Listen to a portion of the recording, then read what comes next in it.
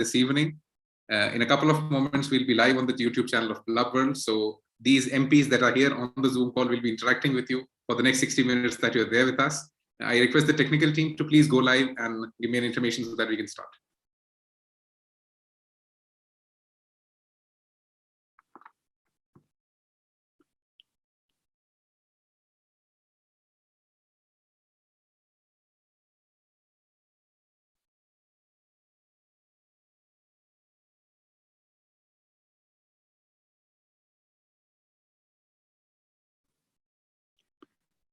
So good evening, ladies and gentlemen. Namaste, and a very warm welcome to all of you to the second parliamentary session of the World Teen Parliament.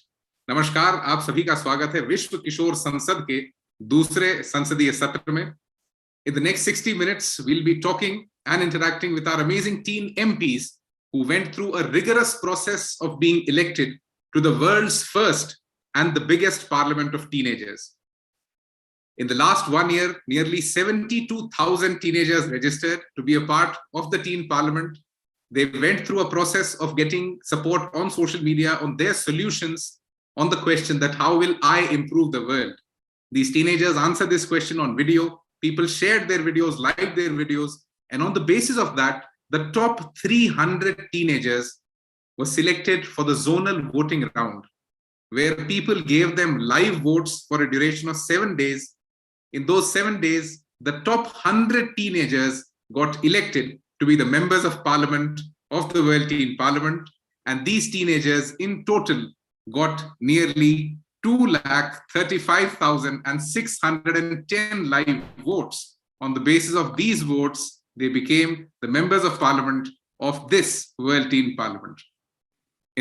We had the first parliamentary session on 22nd of January 2022. And from that day onwards, these teen MPs have been working on some amazing social experiments, amazing social initiatives, and they're influencing, impacting, and inspiring teenagers across India, Spain, and many more countries across the world. We are very thankful to our guests for taking out the time today and being here with us to share their experience, their knowledge, their expertise with all of these teen members of parliament.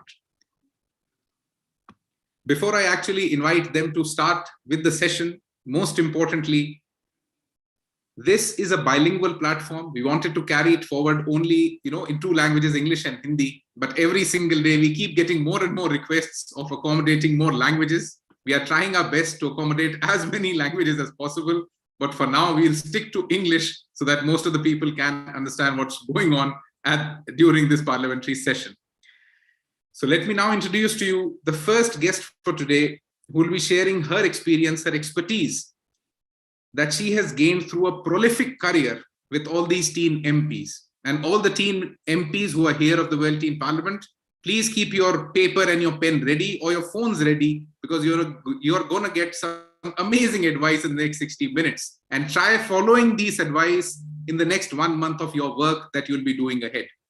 Because this experience that you are going to get in these 60 minutes, I don't think you would have got even after studying for many, many, many years. It's not the study that really matters superbly more, rather than actually getting the experience from somebody who's been there and done that. A very warm welcome to the first guest for today, Ms. Deepali Khanna, who's the Managing Director for Asia for the Rockefeller Foundation, a foundation which is globally known for supporting a lot of initiatives, and most importantly, somebody who supported United Nations in its initial days. So a very warm welcome, ma'am. Deepali, ma'am, let me give you a small introduction of ma'am before I actually hand over the mic to her. Deepali, ma'am, is an international development professional with an extensive experience spearheading the not-for-profit and philanthropic operations across global foundations, right-based organizations, including the Rockefeller Foundation, MasterCard Foundation, and Plan International.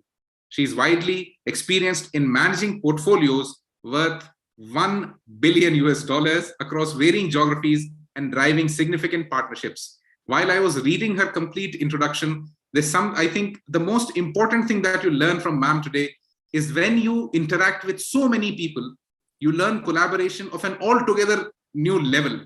This is mass collaboration that has to happen. And when you have to do things, execute things with always a tight budget and a super tight deadline, how do you do it? She has been doing it for a very long time. A very warm welcome, ma'am, to you. The next 10 minutes are yours to tell the teenagers that what do you expect, that what should a teen member of parliament be doing at an organization like the World Teen Parliament. A very warm welcome, Ms. Deepali Khanna. Thank you. And hello to all the young change makers across the globe. And I feel privileged to be with you. And I'm here to learn from you. So it gives me immense pleasure to join you all at the second World Teen Parliament. A platform like this is much needed and very powerful in its offering of a space for the future leaders. Yes, I mean all the audience members that have joined us today to discuss, deliberate, demand, and design for the world's most critical social and sustainability problems. I'm, of course, honored to be here and share this platform with Dr. Kiran Bedi, whose vision, compassion, grit, and confidence are very inspiring. I think from my college days when I was studying at Delhi University in the early 80s till now, she is an extraordinary role model for me and many others. So big thank you for all that you've done for us and continue to do. And of course, thank you, Daksh, for the introduction and organizing this session today. Let me start by reiterating the popular saying, we do not inherit the earth from our ancestors, we borrow it from our children. And yes, we have borrowed the earth from you, and you will borrow it from your future. I think we humans are a very peculiar species. For example, in this moment, so many of us are connected from across the globe. We've created the technology that has made it possible to digitally connect, interact, listen, comment at the same time. We've also advanced in agriculture, power, mobility, apparel industries that are contributing to growing economies. I think we humans are a very peculiar species. However, in our race to make our lives better and faster, somewhere along the way, we forgot the long-term consequences of our activities. We are amid the intensifying triple planetary crisis of climate change, biodiversity, and nature loss, and pollution and waste. A triple crisis that threatens human health, prosperity, equality, and peace, as we've seen only too clearly in COVID-19. But it is that same human nature that makes us find solutions to the problem, and it's never too late.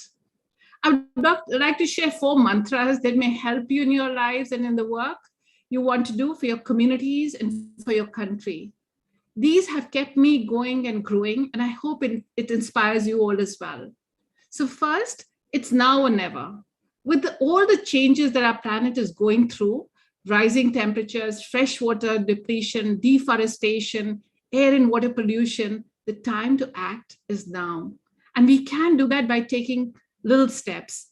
See a tap running, turn it off. Someone is littering, politely ask them to clean it up. If you have competitions in schools and colleges on the theme of environment, participate and come informed and prepared and pass it on. They're all the things that you can do at your level individually, but there's so much more. Today, when I see young people like you participating in this discourse, I feel so happy with the potential that I see. Your imagination and power to innovate inspires me. Maybe in the future, some of you will come up with a solution that will contribute towards saving this planet. And I believe that all of you have the potential to reimagine the future to be truly healthy, equitable, and sustainable. Tomorrow, whether you are heading a corporate or a startup, or a policymaker, an educator, ensure that your decisions and actions have a positive impact on people and the planet. Ensure sustainability and equity are at the heart of everything you do. Second, age is no bar and gender is no bar. You need to realize the power you possess in holding decision makers accountable and demanding change. Don't let the fact that you are younger than policymakers or your gender deter you from seeing the change you want to see. I say this because the older generation, which includes me, could have done better and sooner. Young people are not only victims of climate change, you're valuable contributors to climate action, ensuring tomorrow will be an equitable and a just world. You are tomorrow's teachers, policymakers, researchers, artists, journalists, entrepreneurs, innovators, etc. So to demand that change, and I'm sure it will follow. Third, never walk alone. In this journey of acting now and making change, There will be times when you will need help and only you cannot make it happen. But do not think that you're alone. Help is always given to those who ask for it. Reach out, partner, collaborate.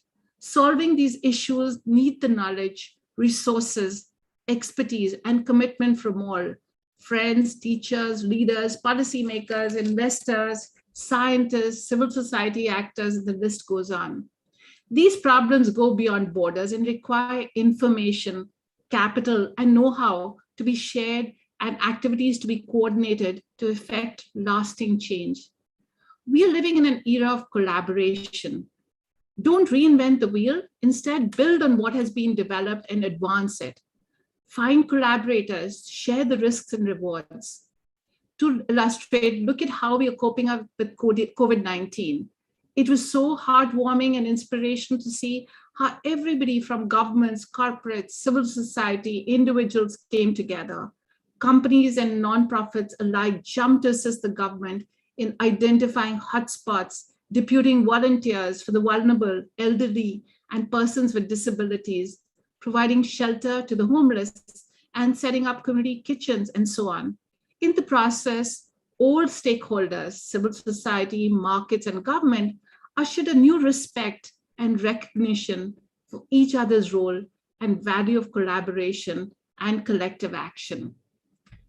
I'll go to the fourth point, which is punch above your weight. Punch above your weight is really important. Stretch your mind, imagination, connect your voice. You will see the magic that you can do when you push yourself a little harder, when you take on things others may say may not work or are futile. We at the Rockefeller Foundation live this mantra, and that has helped us become early adopters of science and technology for social good, or to rethink what the future of our food systems will be, or to experiment and explore until we were able to show the market potential of investing in renewable energy, or to aspire to create an institute that will be able to predict pandemics in the future. Some of these have become our moonshots, and you all can have your own moonshots. I was told that the theme for the evening is my expectations from the teen MPs gathered here today.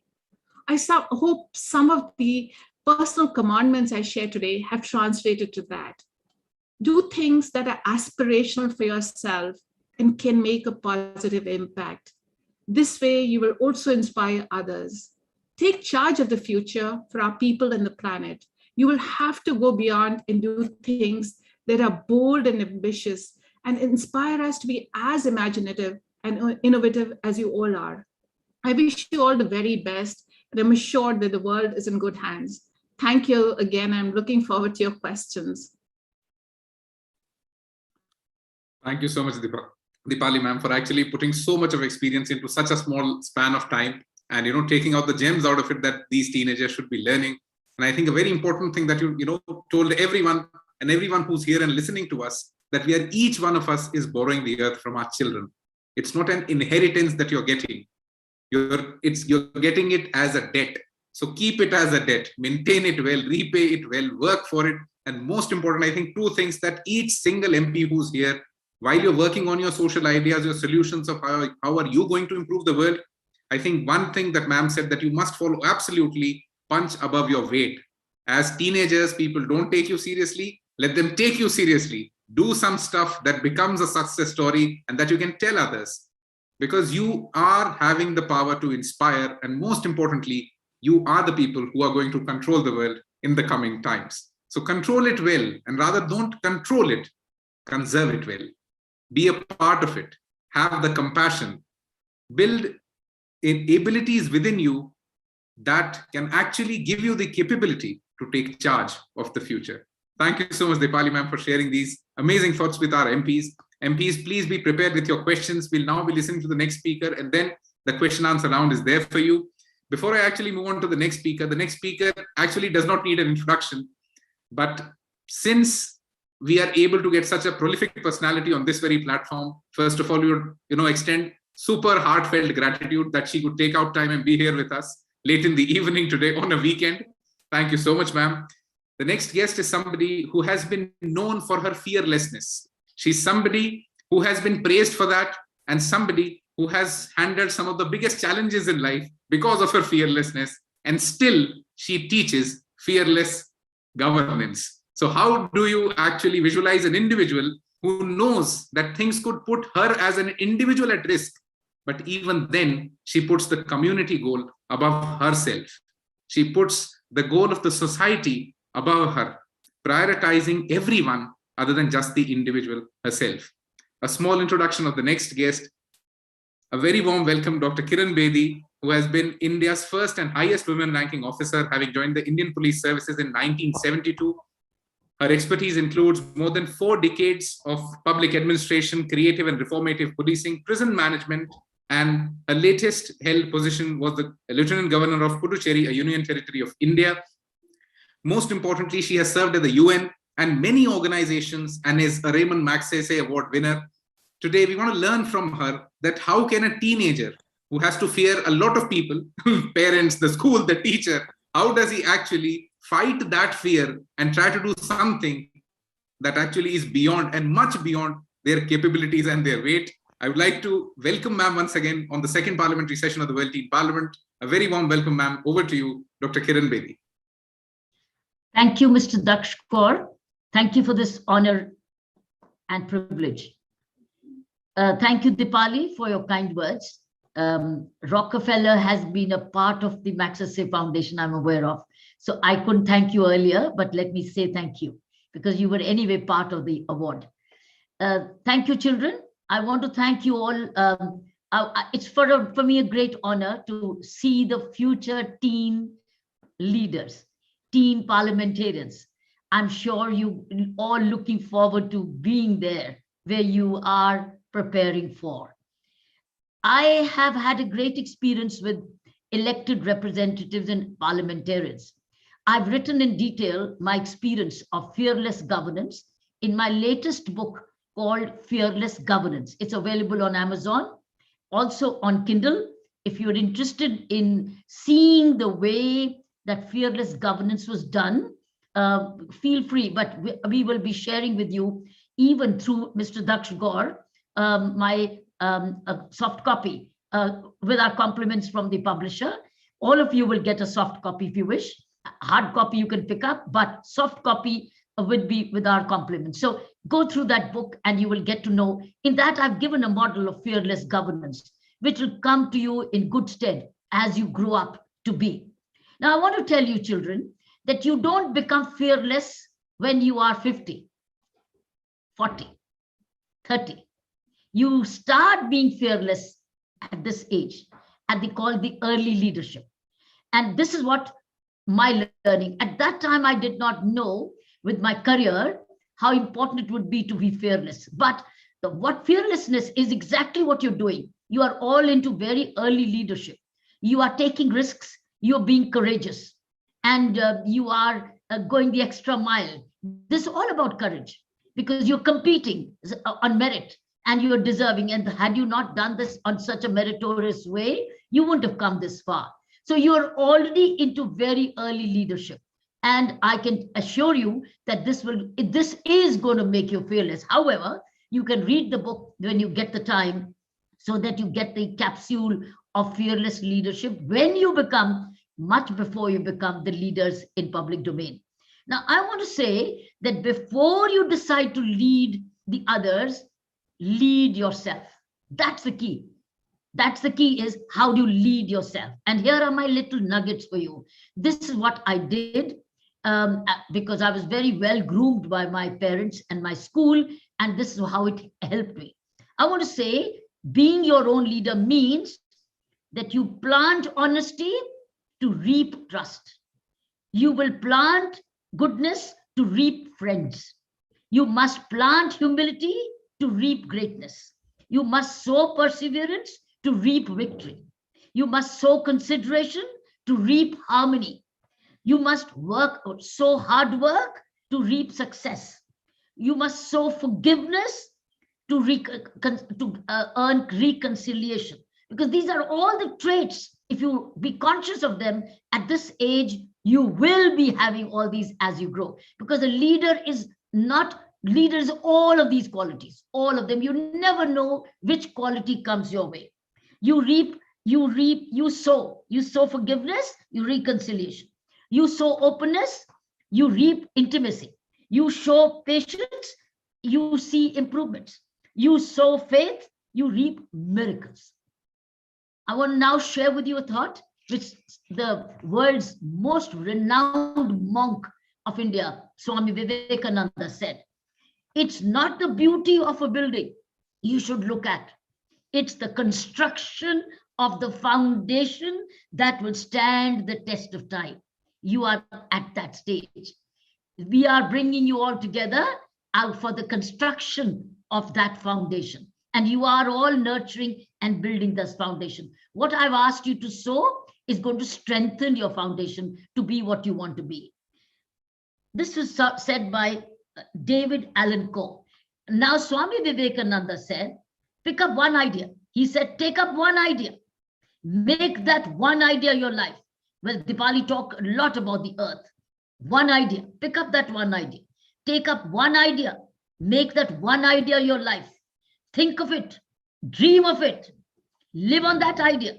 Let the brain, the muscles, the nerves, every part of your body be full of that idea. And just leave every other idea alone. This is the way to success. This is what was said by Swami Vivekananda, the most renowned monk the world has produced. I would further say that start by doing what's necessary. Then do what's possible. And suddenly you are doing the impossible. This was said by Saint Francis. And then I would add 2 more minutes to this, is learning the ABCD of freedom. AB, constantly continue to improve your ability in whatever you are. Understand your boundaries. That's called the rule of law.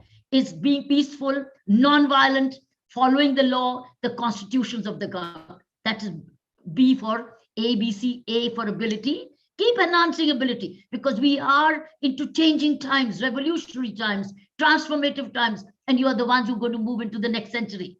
You are our next century. I will not see the next century. You will. You will be carrying forward this century into the next century. So B for boundaries. Be very careful that we take the word towards greater peace. So we stay within the bounds of rights and responsibilities. C is for being very conscientious behavior, very consciousness performance, and D for duty. We all know our rights. We are all talking about our rights as leaders, but as citizens. But when as leaders, we start focusing more on our duties. Everybody's rights are protected. Everybody's rights. So children, this is what my little message in these 10 minutes allocated. We will be open to more Q&A, but remember the ABCD of freedom. Remember the Swami Vivekananda's message of one idea, and remember, be your gardener. Be a leader first within you for all the traits I've shared with you. These will all be part of your foundation. And once your foundation is strong, nobody will be able to shake you up. You'll stand like a rock anywhere you are. You may become a public servant leader. You may become a corporate leader. You may be becoming a community leader. You may be becoming an elected leader. Nothing will shake you. India needs the strong foundation leaders, men and women of integrity, men and women of courage, men and women of conviction. This is the leadership required at the moment, be it at the United Nations or be as heads of countries or in the corporate world. Wish you well. Thank you. Thank you so much, ma'am. And I think you gave a super amazing, again, snippets of knowledge that these teenagers and teen MPs can take with themselves, keep it with themselves, because actually at the World Teen Parliament, we asked them to answer a very simple question that they have to answer, is that how will I improve the world? This parliament cannot make legislation, but this parliament can take a small little steps and small little actions that could improve the world around them. And that's what we are trying to tell them through this complete process, that think on things on your individual grounds, that what small little change can you make? Because if these small little changes coagulate and accumulate, the world would automatically change.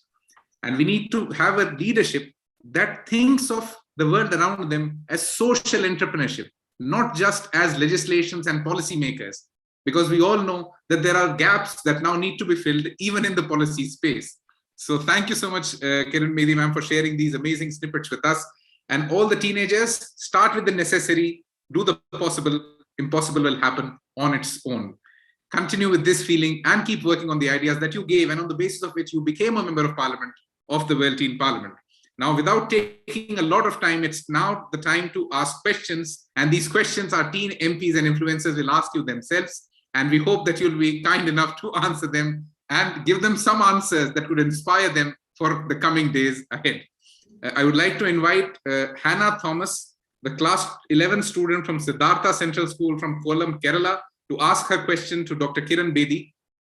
Hannah, please unmute yourself and ask your question. Hi, ma'am. My name is Hannah Thomas, and I am from Siddhartha Central School, Kerala. My question is, ma'am, in your point of view, what should be the base of World Teen Parliament as compared to the parliaments in our country? So that's my question. Thank you. Sorry, come again. What is the base what? Hannah, say it again. Hannah, repeat your question.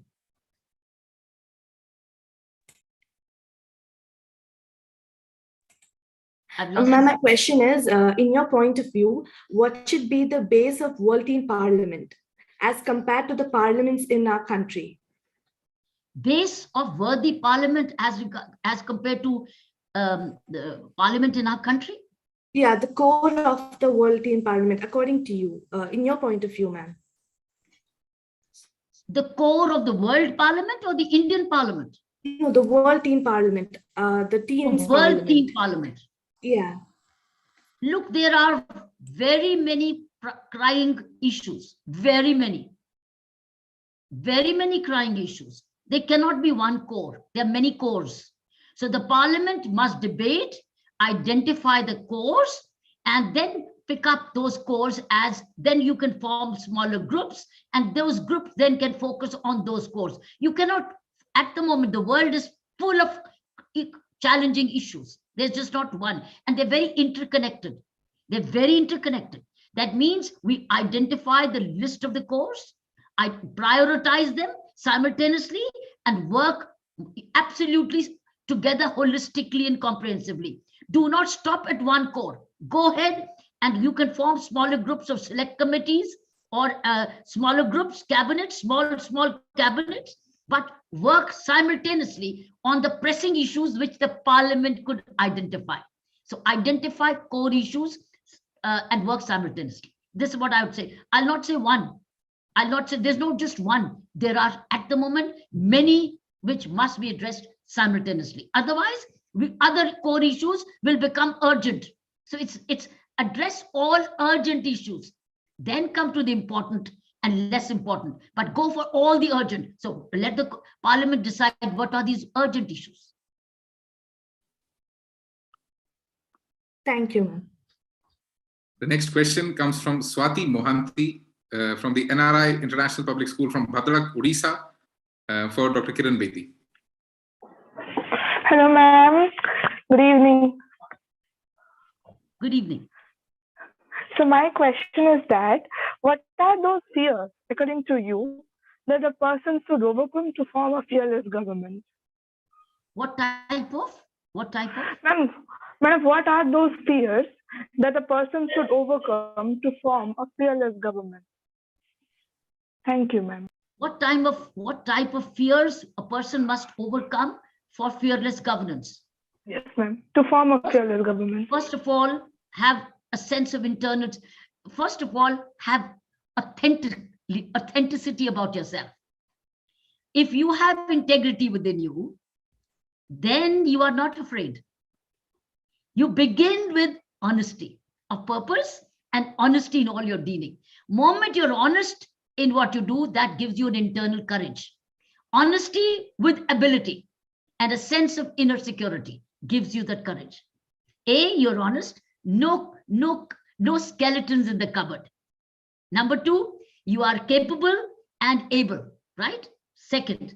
And third, you are internally secure. You are not afraid to travel any part of India for any transfer if something happens or anything. You are internally secure, right? Once you have this integrity, with a sense of courageous sense of purpose, you are internally secure, you can then take on. But if you have something to hide, you are afraid. But you got nothing to hide, but everything to give, you are not afraid. Thank you so much, ma'am. Thank you. The next question comes all the way from Spain. Carla Torrecosta, our MP from Spain. Question for Ms. Deepali Khanna. Carla, over to you. Hi, I'm Carla, and my question is, what made you think of the World in Parliament as something special for you to come here and talk to us? Thank you. Hola, Carla. That's the only Spanish, that's the muchas gracias and hola. Those are the two words I can speak in Spanish. So I think, you know, of course, I'm very passionate about working with children and young people. Out of my 38 years of service, I think half of it, or more than half of it, has been working with young people. So for me, it was very important, and I feel privileged to be in the august company of all of you, because I truly believe that the future is in your hands. And, you know, whatever we can do to share our experiences, to be able to help you be in a position where you can make the right choices and be able to dream bigger and bolder, is where, you know, I see the future. So you are really, you're not even the future, you're the now for all of us. You know, the hope and everything comes from you all. So the more I can spend time, and whenever I get an opportunity to do so, I don't shy away from that, and feel truly blessed, you know, and I would be more than happy to do all I can to really make sure, even when you are not around. So when I as I was told, I work with the Rockefeller Foundation, and I have to make decisions and choices around where we should be investing, what are the kind of issues we need to be tackling. So even if I'm not talking to you, one of the lens that I keep in front of me is, what would young people be saying if they were sitting with me and they were part of this decision making? You know, how am I making a difference in the lives of young people? Am I leaving a better planet? Am I leaving a more equitable public health system? Is the education system really ensuring that, you know, the poorest of the poor children can get the same access to the richest of children? So I think, you know, even when I'm not with you, I am keeping young people at the center of all my decision making. I hope that answers your question. Yes, thank you so much. I appreciate it. Muchas gracias. Muchas gracias. The next question comes from Sarah Sablok from the Icon Public School from Ahmednagar in Maharashtra for Deepali ma'am. Sarah, over to you. Yes, sir. Thank you so much. Okay, ma'am, I'd like to firstly tell you that Deepali ma'am, what you're doing is amazing, and I plan on taking the same career path as you. So how much do you think it matters? Like, if you had done something differently at school, do you think it would have affected you now? How much do you think our academic progress of those who want to do the same you're doing would have mattered? I think, to be honest with you, Sarah, it was not so much around the academic side of what I did, but the practical side of what I was able to experience. So, you know, I came from a very humble family.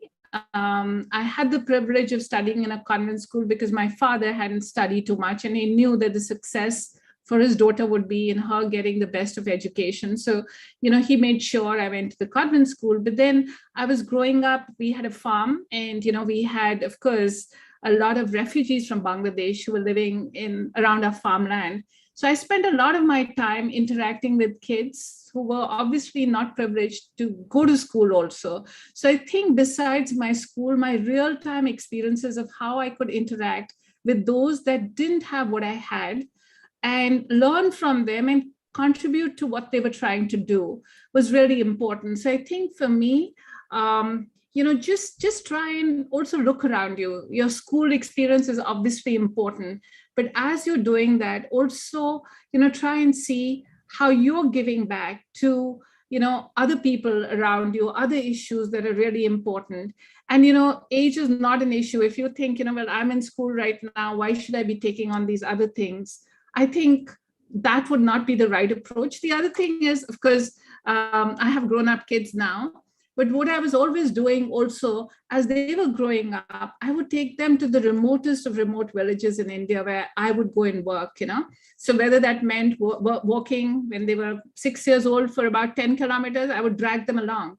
That for them was such an amazing experience, because we are privileged. All of us who are here today are privileged in one way or the other, but really to appreciate where and how others are kind of encountering and kind of trying to overcome the issues was a very, very powerful experience. So I went through it myself, and I made my children also go through it. So, the whole orientation that we have as a family of not thinking about ourselves, but really questioning the larger piece as to, what are we doing to really bring about change in other people's lives? How are we giving back? How are we really contributing towards making this world a better place is one of the things that is constantly kind of, as a family, as an individual, uppermost in my mind. So that is what I would encourage you to do.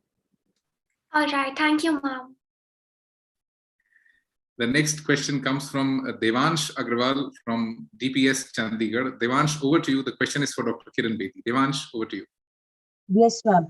Ma'am, so as the first female were to become the officer rank in IPS, what were the ups and downs in your career and the most challenging case or problem you had to solve?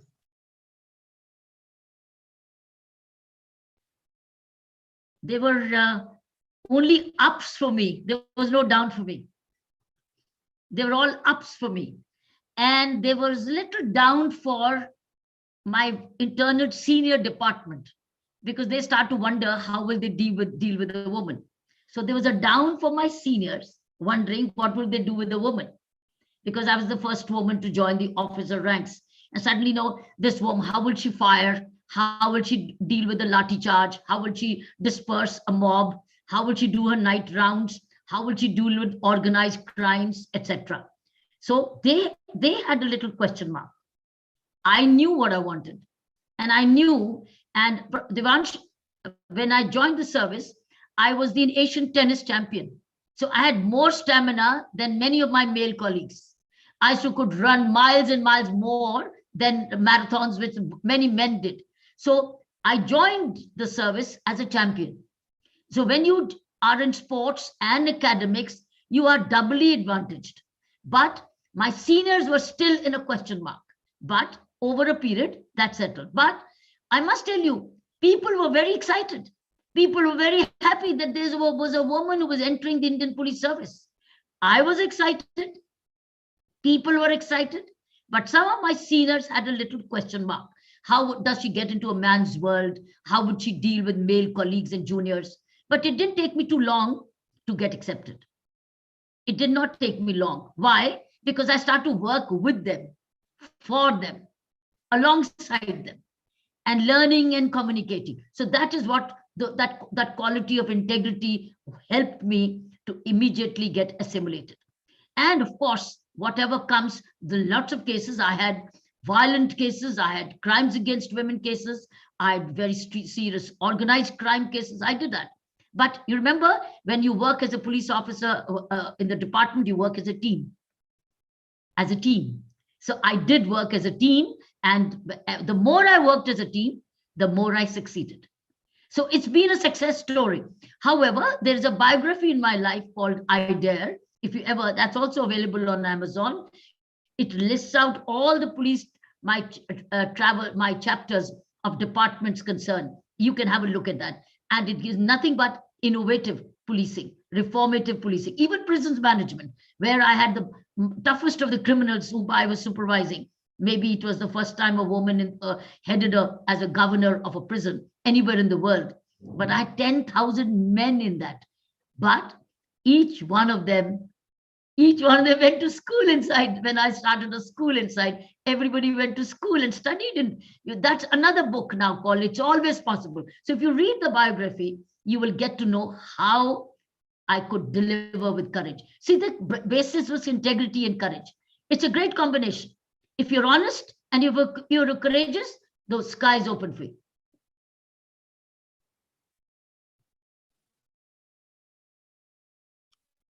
The next question comes from Chinmay Joshi. Chinmay, over to you. The question is for Dr. Kiran Bedi.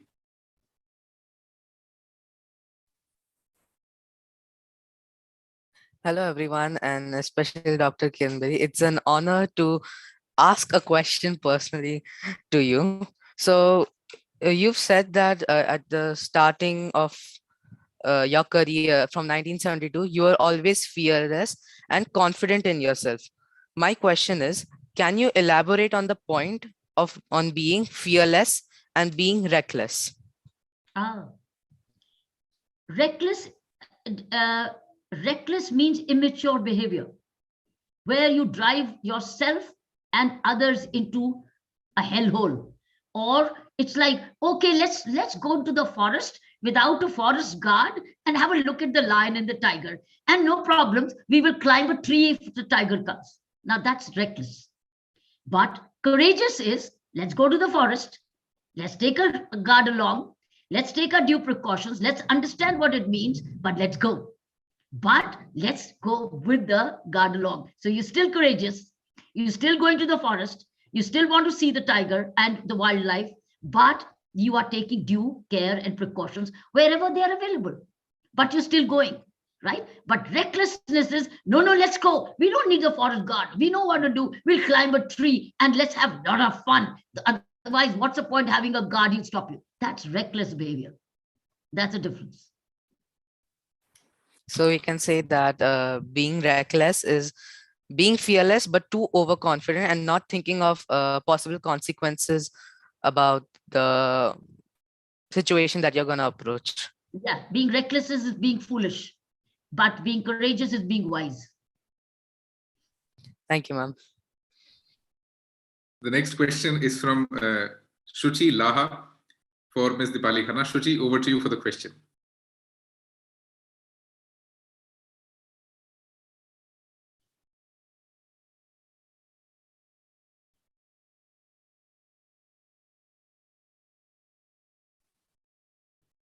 Okay, I think Shuchi is facing some technical issue. I'll ask her question. If you're there, Shuchi, you can just stop me in the middle. So the question that Shuchi had submitted, that success and failure are both integral parts of life, and I'm pretty sure that all the members of the teen parliament are actually facing that every day, because here, if they want to be a parliamentarian, they have to keep working. If they do not work on issues, they lose their membership as a member of parliament. So she has asked a question to Deepali ma'am that share with us a failure story from which we all can derive some strength. Sir, I hope I'm audible now. I'm sorry for interrupting. Yes, Shruti, please, over to you. So I'm really honored I got this opportunity. I'm the member of parliament. I'm from Glory High School, and I'm really honored that I got this opportunity to speak and be a part of this voting parliament. I'd like to repeat the question again. Success and failure are integral parts of life, and I'm pretty sure we as the members of parliament and as the teen influencers, we are going to face both ups and downs. So any failure story you draw strength and inspiration from, which you'd like to share with us? Shuchi, that's a great question. And I think, I'm constantly, I encourage people to fail, honestly, because, many a times we just kind of otherwise want to build up a perfect project, a perfect, solution to something. And the risk of failing is kind of makes us just not take the plunge. And I think, my philosophy in life has been that, the issues that you're dealing with need a solution. If you go as Dr. Bedi was saying, you're authentic about what you're trying to do, you're fearless about what you're wanting to do, and you take risks, and I think the failure piece shouldn't be front and center, because, there's a learning out of every failure. So that's how I approach life. And I say, look, anything that I want to do, I'm going to do it sincerely. I'm going to do it with the best of my ability. I will never want to be looking back and saying, if only I had put in 110% of my time instead of putting that 80% time. So I don't want to have any ifs and buts around what I tried to do, but at the end of it, with all good intentions, with all the necessary, risks that I've tried to kind of address, if I fail, I learned something from it. So I think for me, even today, I'm constantly being bold. I'm pushing myself out of my comfort zone. I'm trying to try out new things. And you're in that journey, of course, that mentorship that I get, I have people who are there to support me, because when you fail, you feel very let down. Your self-esteem, it does affect me. It's not that I'm failing, because, I want to be part of a winning team. I want to be seeing success. And success for me is not about materialism success, but, I'm in the social sector. I really want to bring about change in people's lives. I've implemented projects which haven't delivered on the results that I wanted to see happen. So obviously, with all that I did, I was not able to get to that outcome. Is demoralizing, but then you have your mentors, you have your support system. I have my professional colleagues, I have my personal colleagues, I have my family, and I can talk to them and really kind of analyze, so that next time around, I don't make the same mistake. So, it's constantly about how are you being fearless, but again, not being reckless, doing everything that, you think needs to be done to address that issue. Be bold. If you fail, you learn from it and move on, So I think life is a journey where you're constantly learning. And I'm sure Dr. Bedi would say the same thing. There's every day there's some kind of a situation where there isn't a ready-made recipe for success. And, we're all trying to do our best to succeed. But in that, even if we fail, I don't think that should bother you, as long as you can learn from it and not repeat that same mistake again. Shachi, does that answer your question? I didn't talk about a failure, but because I have many failures and every day I'm learning. Thank you so much, ma'am. Now the failure word won't have the failure tag, but the lesson tag. Absolutely, Shuchi. You said it much better than I did. Thank you so much, ma'am. The next question comes from Umeza Fatima for Dr. Kiran Bedi. Umeza, over to you.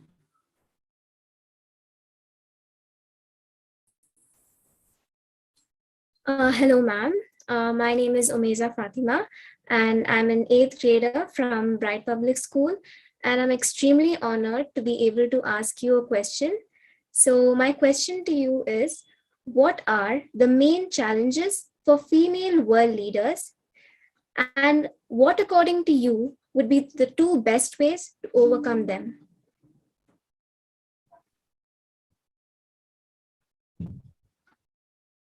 I think the challenge before female would be earning the full trust of their countrymen. How much trust they get of their own countrymen? I think that's a real challenge. How do they unite their own country behind them? That is a challenge. But I personally think they are no less than anybody else. It's just their own belief. And if they have their own belief that they are better, look how New Zealand has done, how Taiwan has done, how the Swedish countries have done. Many of them have, in the COVID times, proven better, or how Germany did. So I think it was their own belief. I don't see a challenge. In fact, the challenge is for others, that the women may prove out to be better. I don't see a challenge, because they won't come this far if they won't have had the confidence. I think the only challenge is, how do they keep confidence of the people with them? How do they keep communicating with them? How do they keep earning their own reputation? How do they keep their own performance intact? I personally think the COVID time proved that some women leaders outsmarted the men, though it's not, I'm not being parochial or anti-men, but they proved it. Taiwan proved it, New Zealand proved it, Germany proved it, and some of the Scandinavian Nordic countries proved it. These are 4 outstanding women who did brilliantly well. So I think the challenge is only they themselves. There is no other challenge.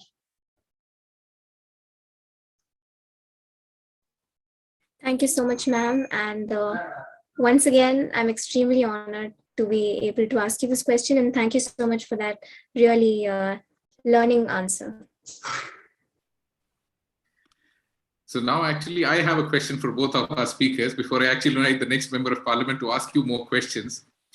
We are actually working with teenagers from schools from different parts of the world. So what we feel in the education ecosystem, one important area or one important gap that exists, and how do you as individuals with your experience, how do you think that that gap, how can it be addressed or that can be bridged? The biggest challenge that we face right now in the education ecosystem is that we all want good people to be there in the society, but we are not teaching goodness to the students. We always teach them how to be clever, how to be super professional, but the complete ecosystem of value education has been completely eliminated in the whole process. We're all only focused on how do we make the maximum money for ourselves as individuals. So this question is actually open to both of you. Anyone from you can take it up and answer. And I would rather want both of your views to come onto this, because this is a perspective which would add a little more, understanding into our teen MPs, because we want them to believe in human capital, that they can ask for support from people. It's not the money that will solve all the problems in the world. It's people who will do that. So some ideas, some experience that you can share with these teenagers so that they get inspired on thinking on these lines. No, I think, Daksh, you've hit the nail on the head. Our values are most important, and, I guess your grounding around your core values really come from your family system first, even before you get into the school system, right? So I think, it's not just about preaching about values, but the behaviors. And, our children, our teenagers are really, really smart. You can't be preaching to them and talking about trust, collaboration, accountability when they see their own, within their own families or within the school system, that, those values are not being practiced. So I think, what is really important is for all the teen parliamentarians to really, consider what are the core values, and they're non-negotiable. I mean, I think you can negotiate on many other things, but, on your value base, you can't. So, really determining what are your core values, and come what may, that's going to never falter in any circumstance, right? And you will also make sure that your behaviors truly reflect those values, because, you can't be screaming from the rooftop and saying, well, I have these values. People have to perceive them. People have to experience them. So, in your interactions, and not just within your own ecosystem, but most importantly, where it comes into play is how do you treat your own, you have domestic help, you have your drivers, you have the communities where you kind of go out where that are not that privileged. So how are you really truly reflecting your values when you're interacting with people who don't have the privileges that you have? And the more you can start internalizing this, I think, it'll really be able to make you a much better leader, because I think what we need is leaders who live by values, who really walk the talk. That's really needed. And I think all of you have all the good values, but I think, the kind of systems in which you're living, there is a way where those could get eroded for whatever reason. But I would strongly, strongly urge you, don't fall into the trap. Just live with, your core values, what you really believe in, because that's really what is important. And those are the kind of leaders that we need. Everybody that Dr. Bedi mentioned, these are all women who really practice and walk the talk around the values, that they believe in. So I think that is really critical. So whether you come from the US, you come from Spain, you come from India, they're universal values.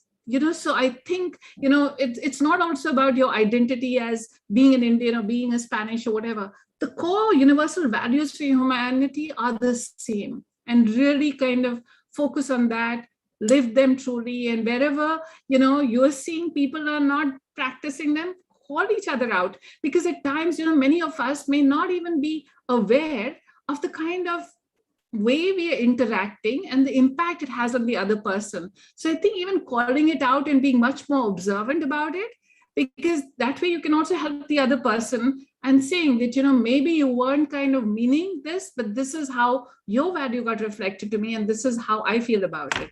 Let me stop over here. Kiran ma'am, your perspective on this, that this gap really exists, that we want good people in the society, but we teach them to be clever. So there's a big gap that comes in. So how can that be addressed? I think I believe we are not focusing on good parenting, because all these value systems come from home. The first person, if I would say, if I learned to respect all, or I learned to be compassionate, or I learned to be humble, where did I learn from? Did I learn from a book? Yeah, book said be that. Did I learn it from a teacher? Yes, she said that. But what I saw practiced at home made all the difference. So I think what the world community needs to do work on is parenting. I don't think parents really know how to parent. Today, some of us, the parenting are all trial and error. Every child brought into this world is a major responsibility and a contribution to humanity. All right, it's a number and contribution to humanity, but where's the humanity? Human values. Also, we have absentee parents. We have busy parents. We have missing fathers. We have single mothers. I think we have lots of issues on parenting. It's too late to learn values once the child age is gone. Languages of goodness and humanity are learned as you grow. And once the foundation of values is made, nothing else shakes you. Nothing shakes you. And where is the foundation made? It's made at home. School is few hours. School is a lot of exams. School is about numbers and courses and syllabus.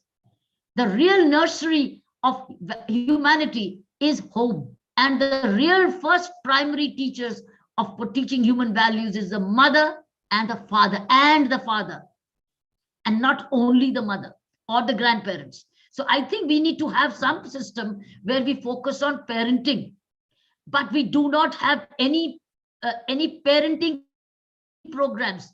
We do not have parenting awareness.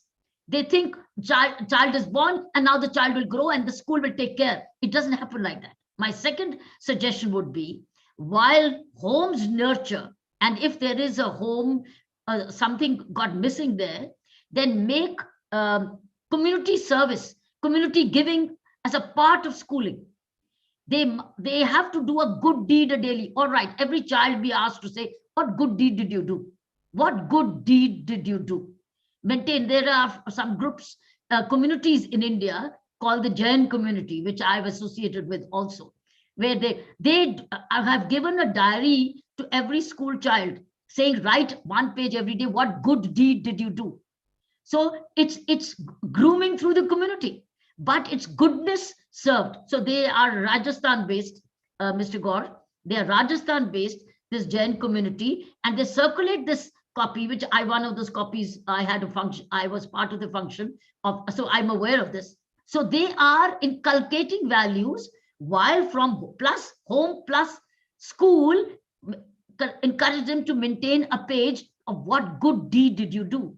Now, in that good deed, it could be helping others, it could be giving, it could be sharing, it could be a word, it could be deed, it could be any value system. So I think unless we inculcate this early and make them conscious that this has to be practiced and done, I think till then it's getting too late. We are bringing these talks, etc., by the time the boys and girls are in the universities. And that time, the priority is, how do I get a good career? How do I get a good placement? And how could I now settle down with a proper secure bank balance, or I find partners in life? Value system is now grown with them, whether it's comprehensive, whether it's exhaustive, whether it's partial. So the real work is, I think, parenting. And secondly, encouraging a diary regularly of good deed, and the child assessed on the number. That will get internalized, because practical, as Deepali also said, it's about practical. So they are now, okay, I did this for my sister, I did this for my neighbor, I did this for a citizen, I'm a good Samaritan in this way. So every day it's settling in there. Or leave the city, the classroom clean as a part of community giving. Or after school, before they enter college, 1 year of community service. Go and serve the community. Find out what you look at what you want to do with your life. Rather than rushing into a university, give them a sabbatical. Sometime every child, youth gets a sabbatical in between. Go and work for the have-nots. For the have-not. You're the have. Okay, go work for the have-not. Then they realize the value and a sense of gratitude. Without a sense of gratitude, no values really take root. That sense of gratitude, working for the have-nots. I think all the teen MPs must focus on this as well, because while you're working on your ideas, keep believing in the goodness of people, keep believing in sharing that, okay, if you're good, more and more good people will come around you and you'll build a good community around you. Now we are actually having the last 2 or 3 minutes of the discussion. We're going to conclude. So before we conclude, a small question that actually comes from all the teenagers all the time. There's a very peculiar habit that most of the teenagers have, and most of us, when we were a teen, we also had, that teens get offended very easily. And with that small little offense that they take, they lose focus. So how should they be handling that? Because with the age coming in, with maturity coming in, we understand that whenever we got offended, we learned a lot. So any experience or any one small anecdote or anything that you can tell them as a piece of advice, that how should they handle whenever they get offended? Because that's a very basic feeling that teenagers face quite regularly. So anyone from you can, give their thoughts on this. Deepali, you first. I'm thinking, I guess, it's a natural feeling. Even if you get offended, that's okay. Like, that doesn't become the end of the life. We all in life, we at the moments, that's an emotion, you live through that emotion, but get out of it very quickly. That's not the end of the world. I feel hurt, but again, you control your own feelings, right? So how you manage that is going to be important. You don't kind of go on about it, because you have to bounce back, right? You feel offended. Now the other person is not going to change their way of approaching you because you felt offended. You need to change your own reaction to somebody who next time again will do the same thing to you. So how do I prepare myself? Because you have no control or influence on the other person. You only can change your feelings and your own reactions. So become, this person is always going to be saying these things to offend me, to run me down or whatever, but I'm not going to let them get the better of me. I am not going to fall into the trap where they're going to make me feel demotivated, demoralized, and put me into a corner. I have control. I have the power. I'm going to be fearless.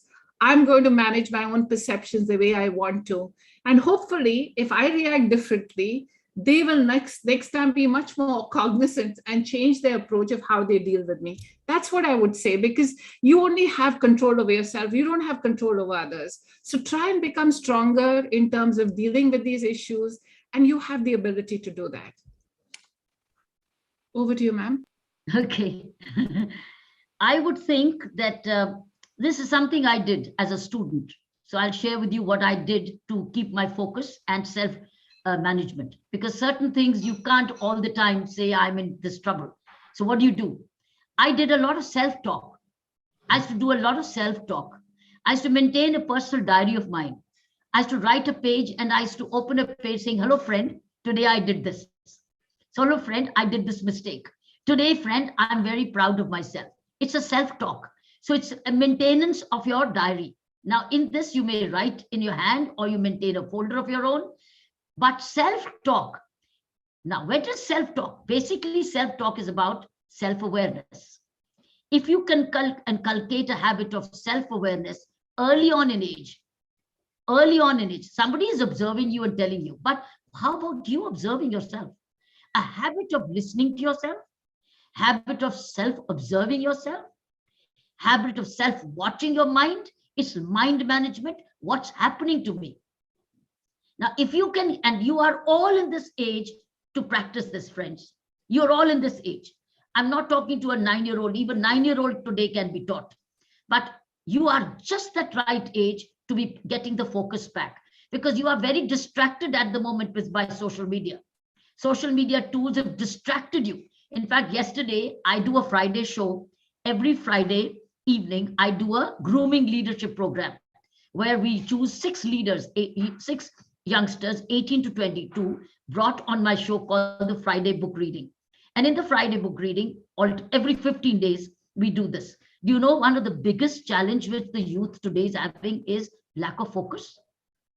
Because I'd given them an assignment to read. To come before, I'd given them an assignment to read.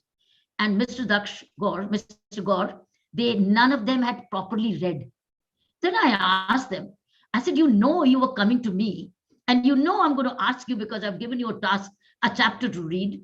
And how many of you have gone a little beyond the chapter? By the way, I gave them a soft copy of the Fearless Governance. And I was doing the first chapter with them. Believe me, some of them will not even come back reading the first chapter, because from the questions they were asking me, I got back to say, but you haven't read. And the whole, I was surprised that I found reading deficiency. And then they asked me one by one, ma'am, we have a problem of distraction. We are not concentrating. We can't concentrate on reading. So self-observation, reading habits, fixing your timetable, maintaining your own diary, self-witnesses are very critical habits for the youth today. I think the biggest challenge for the youth around the world is lack of focus, time management, because social media tools are totally distracting them and it's taking away their reading habits and self-management habits.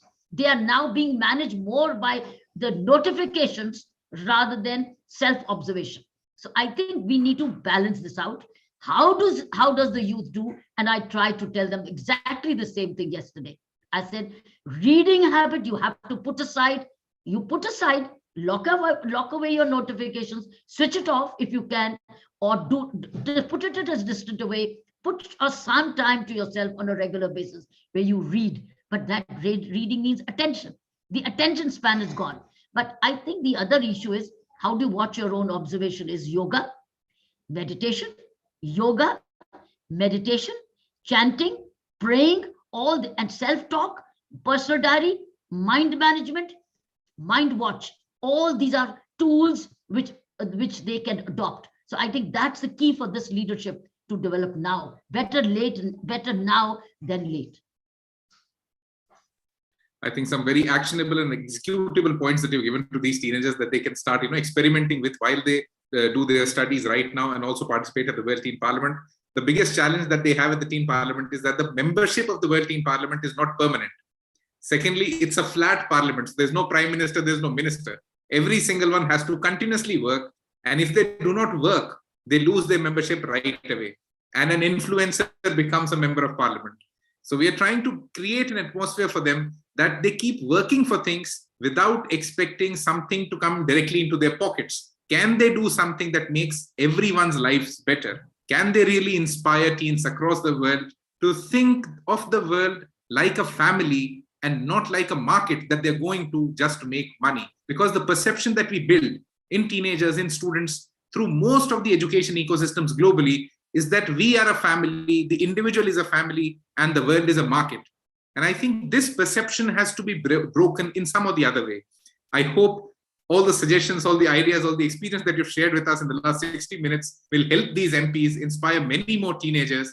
A very big thank you to Dr. Kiran Bedi for sharing a free copy of her latest book with all these teenagers. I hope you'd all read, put off those notifications and add some good things from that book into your own lives. A very big thank you to Dr. Kiran Bedi and Dr. Deepali Khanna for taking out the time and being here with us on a Saturday evening. And for Deepali ma'am, it's quite late in the night. Thank you so much. At this point, I would just want to mention a small little project, a small little idea that, it got too big, but we are, in a very small state of it. There's an initiative that UNESCO is doing, Kindness Matters. And I think you all talked about compassion and, doing good deeds every single day. We are also helping UNESCO collect a lot of kindness stories. And we're asking teens that do something kind every single day and make a note of it. So that you have so many stories of kindness. And I hope that at some point we're at least able to change this perception that the world is a market and we are the family. No, everyone is the family. Thank you so much, everyone, for being a part of the second parliamentary session of the World Teen Parliament. Thank you so much, teenagers, the advisors, all the partners, supporters of the World Teen Parliament. Thank you so much, Dr. Kiran Bedi and Ms. Diwali Khanna, for taking out the time today evening. Thank you so much. Namaste. Namaste. Thank you. Thank you.